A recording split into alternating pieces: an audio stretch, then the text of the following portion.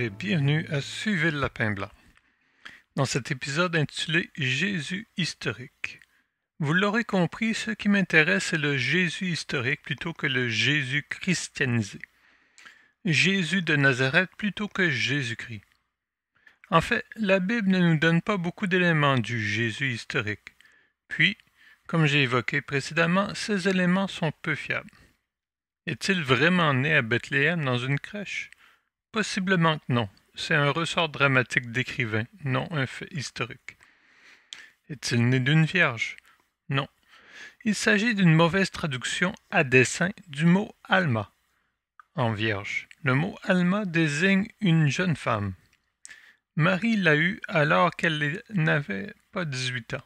Elle a eu d'autres enfants. Quelle était son enfance? Il faut regarder ailleurs que dans la Bible pour le savoir. Nous avons l'évangile gnostique de Thomas sur l'enfance qui nous donne des éléments. Le livre d'Urantia dresse une histoire exhaustive de l'enfance de Jésus, mais nous ne connaissons pas la fiabilité de cette source.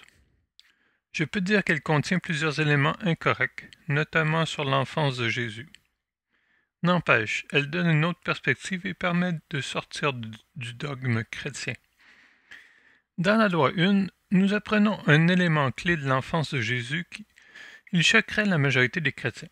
Je ne suis pas chrétien, il ne me choque pas. Au contraire, il est logique d'un point de vue spirituel. Citation. Question 17-19. Intervieweur. Comment Jésus a-t-il appris cela au cours de son incarnation? Ra. Je suis Ra. Cette entité a appris l'aptitude par une sorte de remémoration naturelle à un très jeune âge. Malheureusement, cette entité a d'abord découvert sa capacité à pénétrer l'infini intelligent en devenant la distorsion que vous appelez en colère sur un camarade de jeu. Cette entité a été touchée par l'entité connue comme Jésus et a été blessée mortellement. C'est ainsi que celui connu comme Jésus a pris conscience qu'il avait en lui un potentiel terrible. Cette entité a déterminé de découvrir comment utiliser cette énergie pour le bien, non pour le négatif. Cette entité était polarisée extrêmement positivement et s'est rappelé davantage que ce n'est le cas pour la plupart des missionnés. Loi 1, tome 1, page 214-215.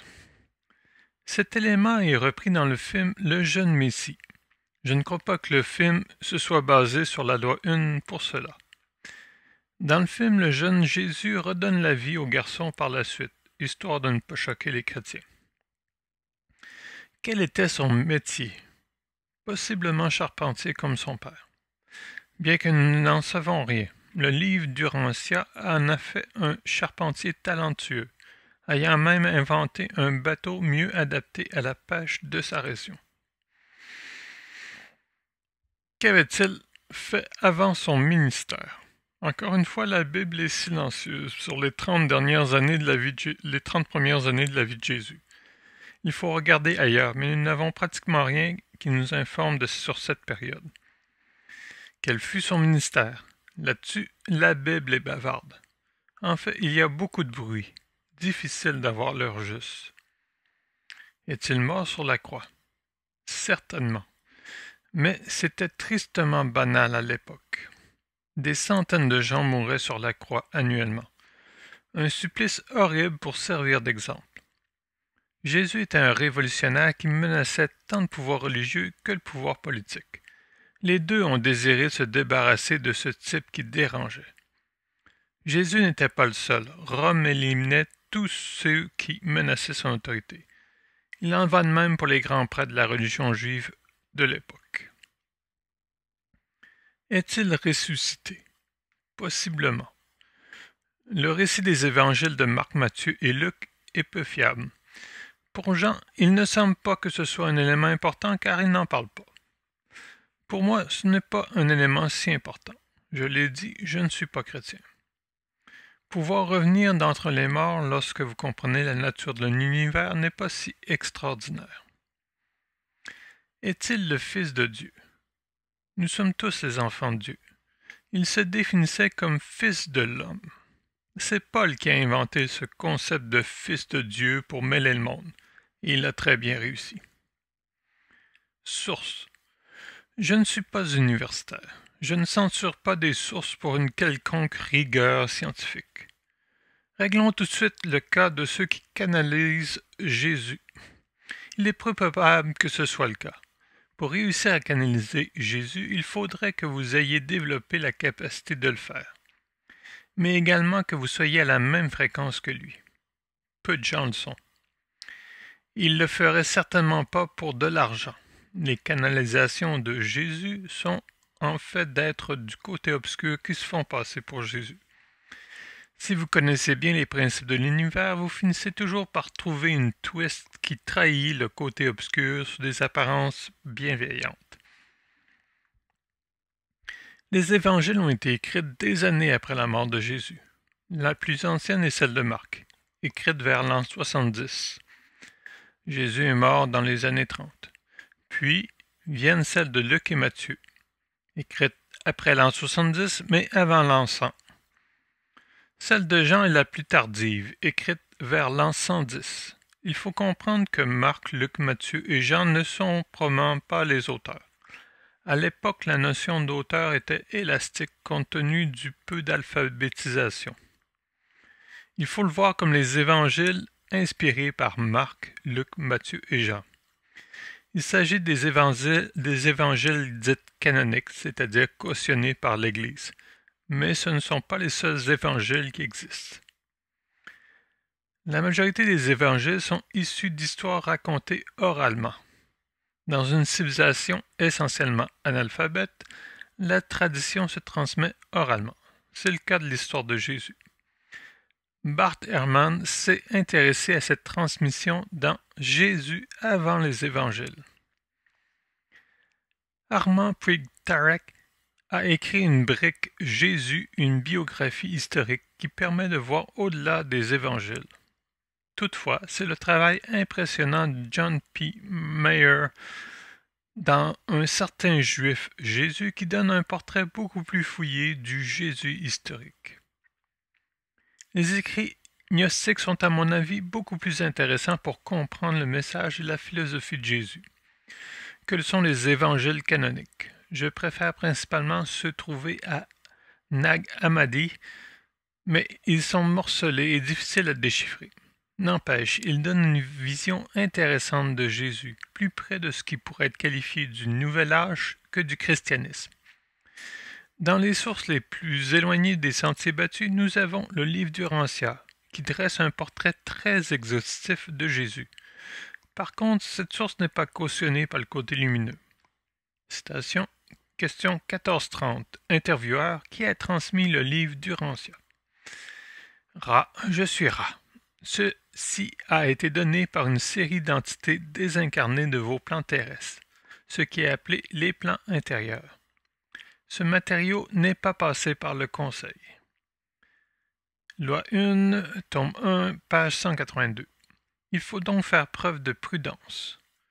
Nous avons le Talmud de Emmanuel, un ancien manuscrit trouvé et publié par Billy Mayer. Il s'agit essentiellement de l'évangile de Matthieu qui a été modifié par ou pour Billy Mayer, afin de rencontrer les objectifs de ses contacts. Encore une fois, il faut user de prudence. Des éléments sont visiblement faux, mais il a le mérite d'ouvrir les horizons. Nous avons 48 Weeks with Dark Crystal. Il s'agit d'un ancien manuscrit trouvé dans les documents d'un diplomate russe à la retraite. Dan Santori avait promis de rendre sa traduction publique, mais pour l'instant nous n'avons que les vidéos qu'il a faites basées sur ce manuscrit. Si elle choquerait la majorité des chrétiens, elle ne me choque pas. Ce manuscrit semble offrir une vision plus logique que celle des évangiles canoniques. Que Jésus soit apparu spontanément en Galilée adulte à la suite d'un long voyage expliquerait pourquoi nous ne savons rien de sa vie avant son ministère. Dans King of Travelers, Jesus Lost Years in India, Edward T. Martin parle aussi d'un Jésus qui aurait beaucoup voyagé.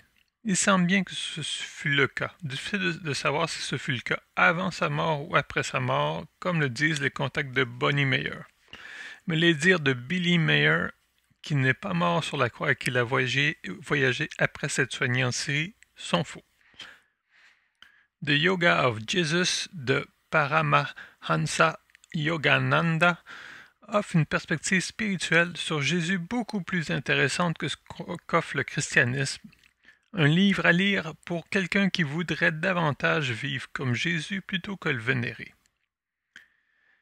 En ayant lu The Law of One, j'ai pu comprendre les enseignements de Jésus, comme ceux d'autres prophètes d'ailleurs.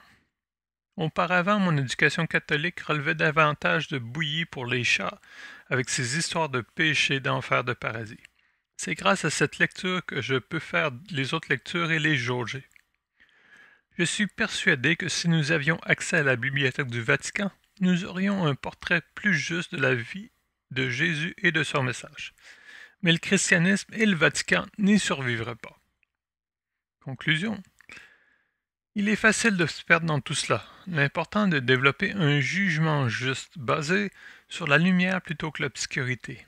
C'est ainsi que je peux voir si l'origine d'une source est bien intentionnée ou non, qu'elle soit cautionnée par des millions d'adeptes comme la Bible, ou marginale comme 48 Weeks with Dark Still. L'important qu'il ne faut pas perdre de vue est le message. Jésus dit clairement que ce n'est pas lui qu'il faut vénérer, mais Dieu. En ce sens, les chrétiens font fausse route en mettant plus d'attention sur le messager que sur le message. Avoir le contexte historique m'aide à comprendre davantage le message, mais surtout me défaire de mon endoctrinement catholique et de trouver la vérité dans un gros tas de mensonges.